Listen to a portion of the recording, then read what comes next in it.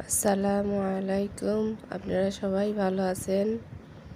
আজকে নতুন একটা ভিডিও নিয়ে আসলাম, রান্নার ভিডিও। আজকে অনেক দিন পর মুসাকাটি করব। আমার মেজন ননদ নিয়ে এসেছে, তাই আপনাদের সাথে শেয়ার করলাম। এখন মুসা কেটে বেছে রান্নার জন্য প্রস্তুত করা হবে। আপনারা দেখতে থাকুন। ভিডিওটা ভালো লাগলে লাইক কমেন্ট করতে ভুলবেন না, সাবস্ক্রাইব করে পাশে থাকবেন। আমার কেটে বেছে নেওয়া হয়ে গেছে, চুলায় বসিয়ে দিলাম।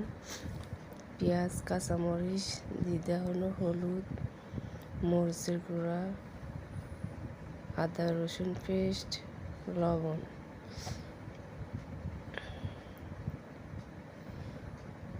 দিয়ে দেওয়া হলো। পরিমাণ মতন জল দিয়ে দেওয়া হবে। ঢাকনা দিয়ে ঢেকে 5 মিনিট জাল দিন। এতো কলার মোচা সেদ্ধ হয়ে গেছে সুন্দরভাবে। এখন বাগার দেওয়া হবে। এতো আর একটা কড়াই বসিয়ে দিলাম।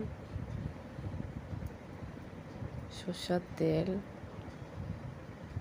দিয়ে রান্না করব। 3টা তেজপাতা, রসুন, পেঁয়াজ কুচি দিয়ে দেওয়া হলো। জিরে ফোড়ন দেওয়া হবে। সুন্দর করে ভেজে নিই।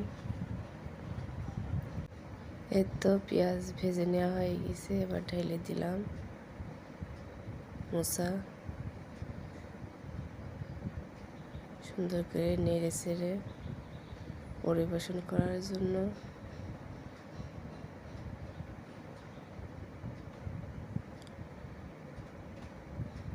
অনেক দিন পর মোচা ঘন্ট করা হলো, অনেক মজা হয়েছিল। আল্লাহ হাফেজ।